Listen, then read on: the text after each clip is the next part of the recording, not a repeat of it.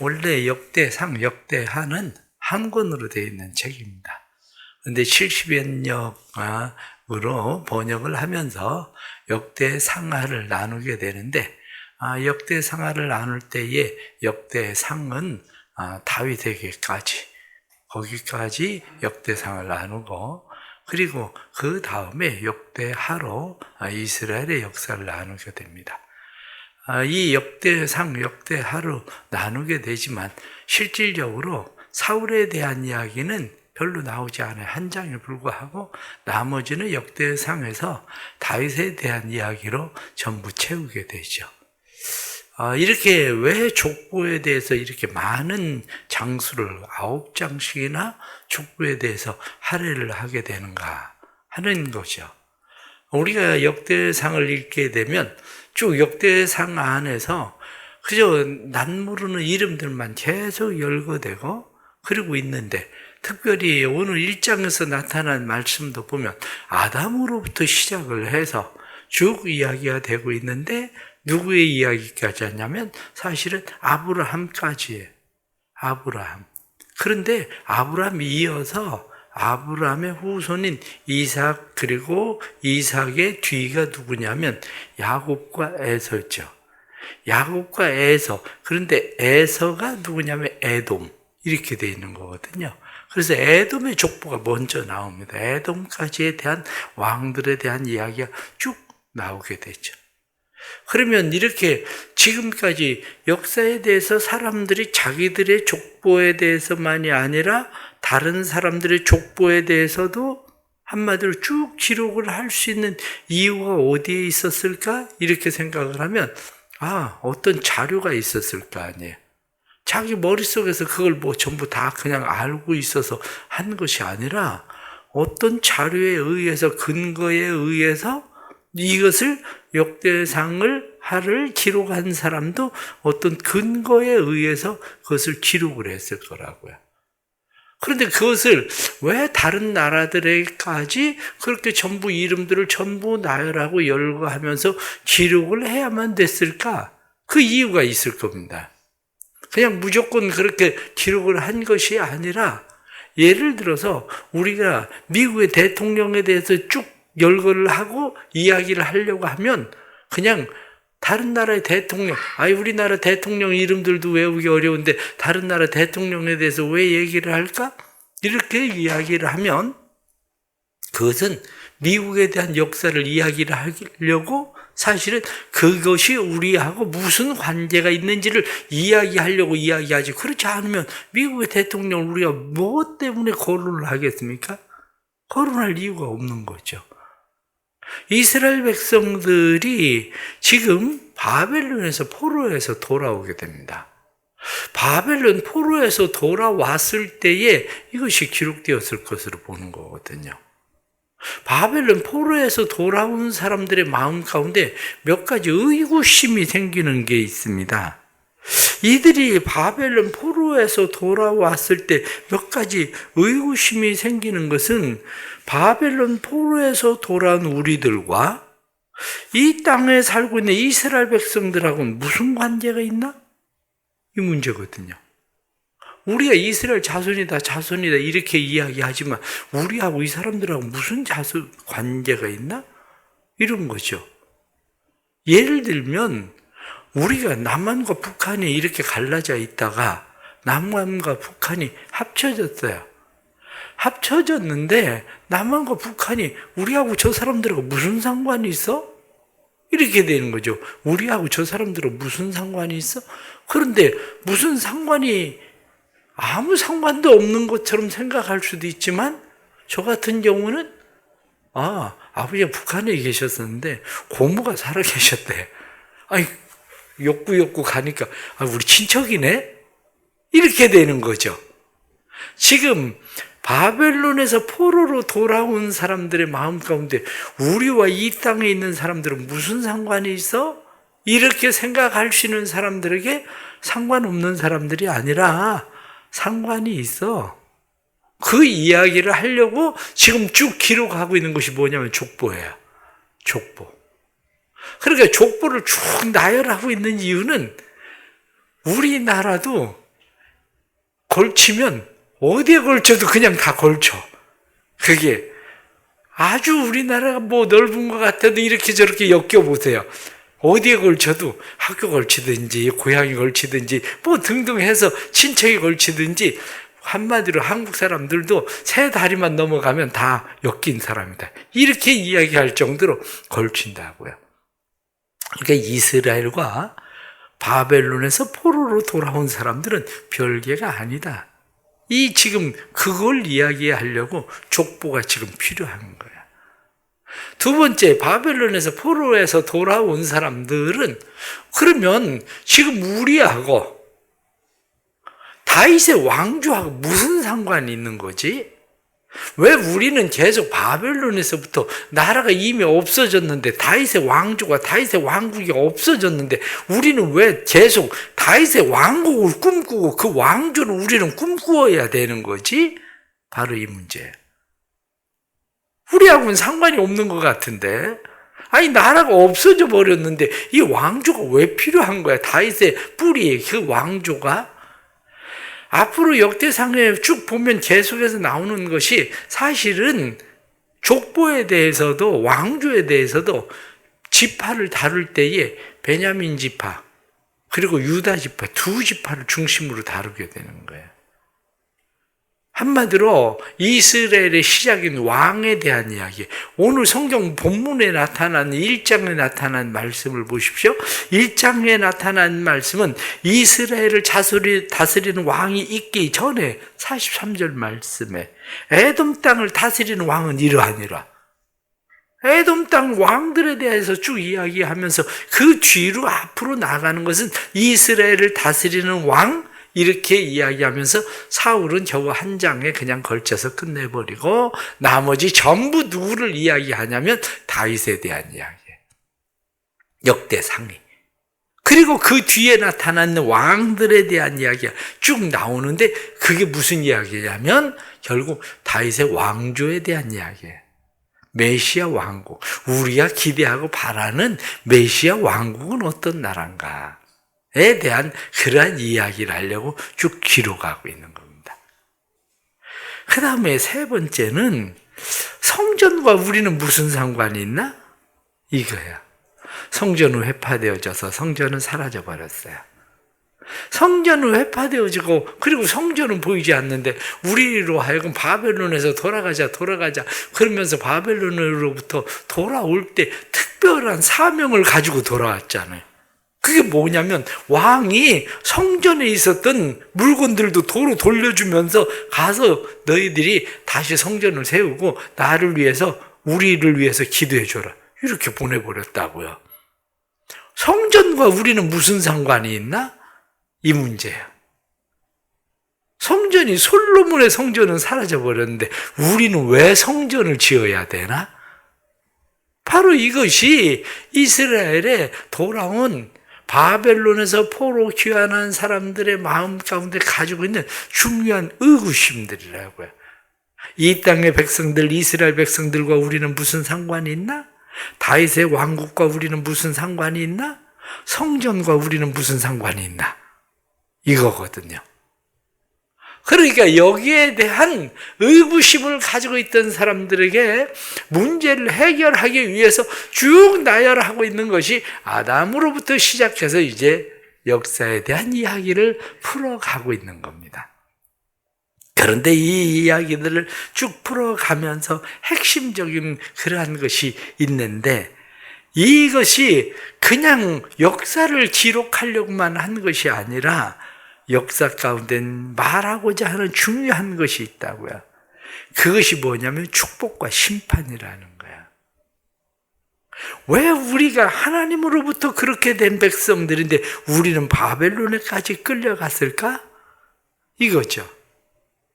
우리가 바벨론까지 끌려갔다가 다시 돌아와서 우리는 어떻게 살아야 되나? 이 이야기를 할 때에 축복과 저주에 대한 이야기가 축복과 심판에 대한 이야기거든요. 그 이야기는 달리 말하면 순종과 불순종에 대한 이야기예요. 그래서 역대기에 쭉 기록되어지고 있는 말씀은 순종하는 사람들은 어떻게 되는지, 불순종하는 사람들은 어떻게 되는지에 대한 이야기. 그래서 순종과 불순종에 대한 이야기를 하면서 격려와 경고를 하고 있는 거죠. 한마디로 격려하는 거죠. 순종해라. 그러면 잘 될 거다. 순종하면 하나님께서 축복하실 거다. 그런데 경고한다. 불순종하면 바벨론의 포로로 잡혀가던 일들을 또 만나게 될 거다. 이 땅에서 번성하지 못할 것이다. 이런 것들을 이야기하기 위해서 역대기를 기록을 하고 있다는 사실이에요. 그러니까 여기에서 우리가 이 역대기에 대한 전체적인 것을 쭉 설명을 하려면 뭐 굉장히 길지만 여러분들이 간단하게 역대기에 대한 이야기가 그 이야기를 하려고 지금 역대기를 기록한 거구나. 이것만 여러분들이 일단 기억을 하고 나가면 역대기는 그렇게 어렵지 않습니다. 뿐만 아니라 역대기를 읽을 때에 역대기를 읽으면서 우리가 우리하고는 아무 상관도 없다가 아니라 우리하고도 중요한 상관이 있구나. 관계가 있구나. 그것을 알게 되는 거죠. 그러면 오늘 성경 본문에 나타나는 말씀들, 1장에 나타난 말씀은 많은 사람들을 이야기하는 것 같지만 그 사람들의 이야기 가운데에 중심적인 세 사람의 이름의 축이 나오는 거죠.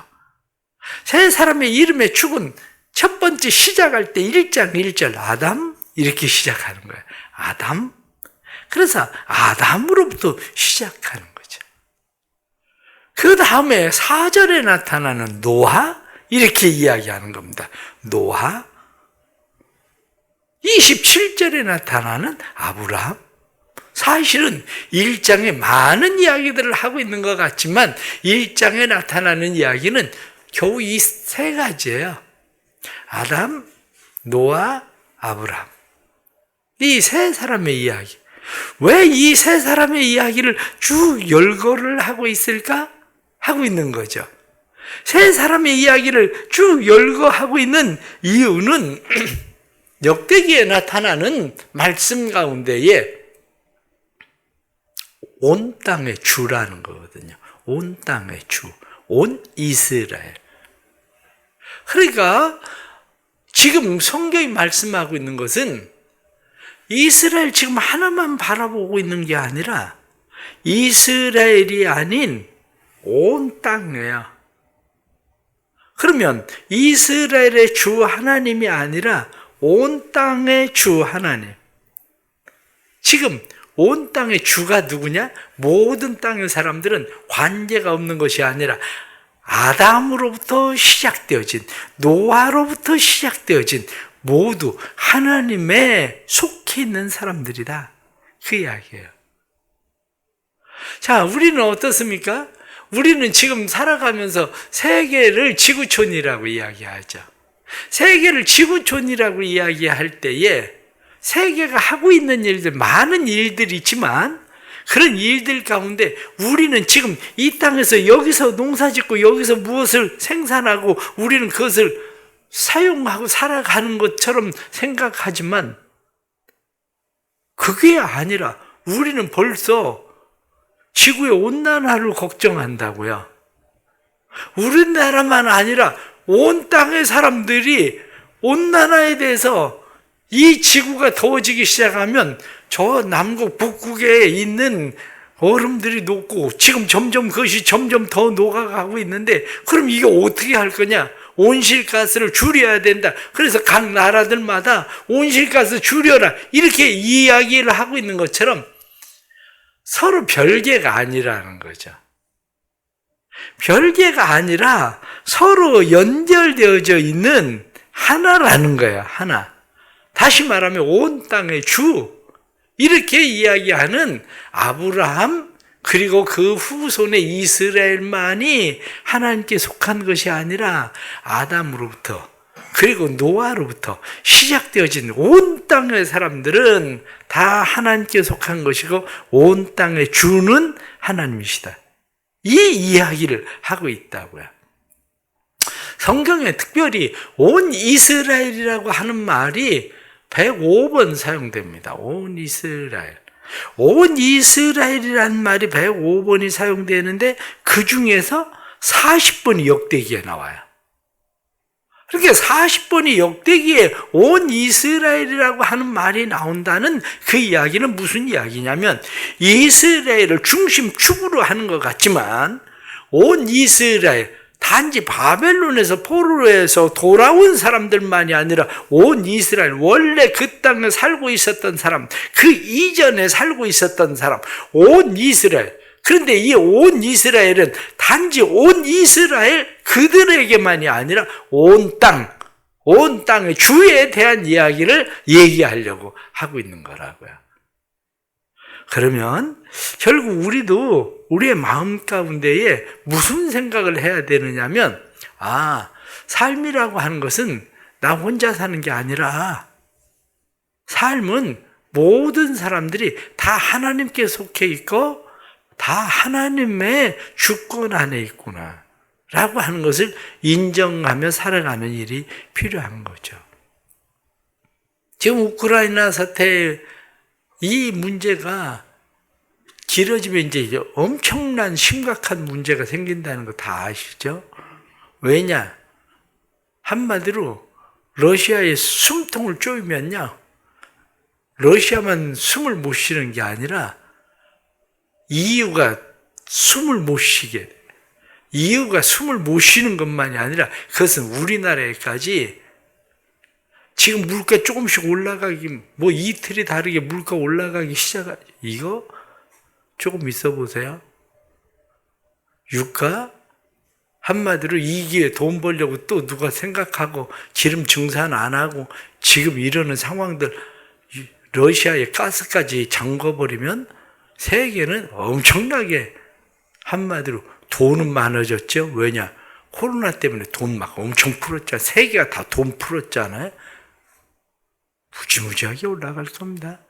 우리나라도 여러분들 엄청나게 올라갈 겁니다. 보십시오. 뭐 돈 줘야 된다 막 얘기하죠. 주는 건 나쁘지 않습니다. 그런데 그 뒤에 일어나는 파급의 문제가 보통 일이 아닌 거예요. 집 많이 지차 막 이렇게 얘기하죠. 이게 집 많이 짓는 것만이 문제만 아니라는 거 알아야 돼요. 집을 그렇게 지으려면 한마디로 다른 집들을 헐어야 되는 거예요. 이게 왜? 우리나라 인구라고 하는 것이 무조건 다 아파트로 기어 올라와서 살 수 있는 것만은 아니잖아요. 그래서 쉬운 게 아니에요. 그냥 뭘 결정하고 이러는 일들이. 그래서 우리는 늘 마음 가운데 온 땅의 주인은 누구냐? 하나님이시다. 그 주권자는 하나님이시다. 이 인식이 우리 안에 있어야 되는 겁니다. 또 하나는 그 인식을 가지고 있을 때에 우리의 마음이에요. 마음. 우리의 마음가짐이 어떠한가?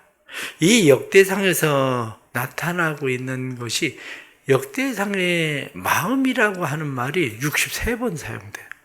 마음이라고 하는 말이. 왜 마음을 그렇게 강조할까? 조금 전에 이야기할 때에 여러분들에게 말씀드릴 때 축복과 심판, 축복과 저주에 대한 이야기를 했잖아요. 그 축복과 저주는 단순하게 그냥 이야기하려고 하는 것이 아니라 이야기를 쭉 보면서 이것은 이렇게 되는 거구나. 이렇게 하면 이렇게 되는 거구나. 순종과 불순종에 대한 결정을 해야 될 때에 우리의 마음이 어디로 가야 되는가를 배우게 하는 거예요. 그것을 성경을 읽으면서 이것을 배우지 못하면 우리는 늘 역사를 통해서 배우지 못하는 것처럼 우리는 배우지 못하고 같은 실패, 실수를 반복하고 또 반복하게 되는 거죠. 그러기에 우리의 마음을 어디에 둘 것인가? 우리의 마음을 하나님께 두어야 된다. 그거거든요. 온 땅의 주, 이 나라의 주, 내 삶의 주, 그 주 대신 하나님, 그 하나님께 두면서 삶을 시작하게 하는 사람이 아브라함, 그 위로 올라가면 노아, 그 위로 올라가면 아담. 그래서 그들에게 일어나는 일들의 실패가 무엇인지, 순종이 무엇인지 그것을 다시 보게 하는 거예요. 오늘 또 이렇게 역대상 1장 기억하십시오. 아담, 노아, 아브라함. 이 세 사람만 기억하면 됩니다. 이 세 사람을 기억하면 그들은 왜 삶에 실패했나? 그들은 하나님께서 왜 그들에게 은혜와 복을 주시나? 이것을 우리로 하여금 다시 기억하게 하는 말씀들인 거죠. 오늘도 하나님의 은혜가 평강 여러분들의 삶 속에 있어지기를 바랍니다. 오늘 기도하실 때에 우리 이건아 집사님 어머니 오명희 집사님이 어젯밤에 수술을 했거든, 심장. 왜냐하면 스텐트를 넣으려고 시도를 했었는데 안 돼가지고, 그래서 원래 뇌출혈로 병원에 입원을 했는데 심장에 더 문제가 생겨서 옆구리를 한 20cm 절개를 해서 어제 밤에 수술을 하셨거든요. 여러분들 위해서 기도해 주시기를 바랍니다. 기도하겠습니다. 하나님 아버지, 은혜 주셔서 감사합니다. 또 하루의 삶을 또 이렇게 주님과 함께 시작하며 저희들이 온 땅의 주 하나님에 대하여 저희들이 다시 마음을 저희들이 하나님께 모읍니다. 하나님은 온 땅의 주가 되시고 하나님의 이 나라의 역사의 주가 되시며 우리의 삶의 주가 되시는 것을 우리는 깨닫습니다. 하나님 아버지, 우리를 도와주셔서 저희들로 하여금 늘 하나님께 우리의 마음을 향하게 하여 주옵소서. 하나님께 우리의 마음이 향하게 해주시고 하나님께 우리의 마음이 향할 때에 우리의 마음이 오직 주께로 향한 마음이 순종으로 살아갈 수 있도록 도와주셔서 하나님의 나라가 다윗의 왕국을 세우기 위해 하시던 하나님의 그 나라가 우리 안에 세워지게 하시는 주님의 역사가 일어나게 하여 주옵소서. 나라를 위하여 기도합니다. 대통령 선거를 앞두고 있는데 하나님 이 나라에 은혜 베푸시기를 원합니다. 대통령 선거를 통해서 하나님 이 땅의 백성들이 특별히 한국교회가 하나님 앞에 엎드리고 회개하게 해주시고 그래서 바른 지도자가 세워질 수 있도록 하나님 은혜를 베풀어 주옵소서. 그래서 이 나라가 하나님 보시기에 더 아름다운 건강한 나라 될 수 있도록 주님 도와주옵소서. 또한 세계가 전쟁의 두려움 가운데 있습니다. 이런 하나님 보이지 않는 무역 전쟁도 이제 점점 심화되어져 가는 상황으로 치닫고 있습니다. 하나님 이러한 모든 일들 속에 주께서 은혜를 베풀어 주셔서 전쟁도 속히 그치게 해주시고 자유를 위하여 싸우고 있는 우크라이나의 백성들을 하나님 긍휼히 여겨주시고 또한 푸틴의 마음도 하나님께서 돌이키게 해주시고 그래서 세계가 다시 안정된 평화가 이루어질 수 있도록 도와주시옵소서. 또한 하나님께서 이렇게 사순절 시작하고 또 말씀 통독에 또 함께하는 성도들에게 은혜를 베풀어 주시고 사순절 기간 동안 자신을 다스리고 절제하기 위해서 힘쓰고 애쓰는 성도들에게 은혜를 베풀어 주셔서 십자가 아래서 예수 그리스도를 만나는 은혜가 임하게 해 주옵소서. 병원의 수술 후에 하나님 치료 중에 있는 오명희 집사님에게 은혜 주시고 치유와 회복이 급속히 나타날 수 있도록 성령님 역사하여 주옵소서. 오늘 이 새벽에 주님 앞에 나와서 기도하는 모든 성도들의 마음의 기도를 들으시고 새벽에 도우시는 주께서 도우시는 은혜와 사랑으로 충만하게 역사하여 주옵소서. 예수 그리스도 이름 받들어 간절히 기도드리옵나이다. 아멘.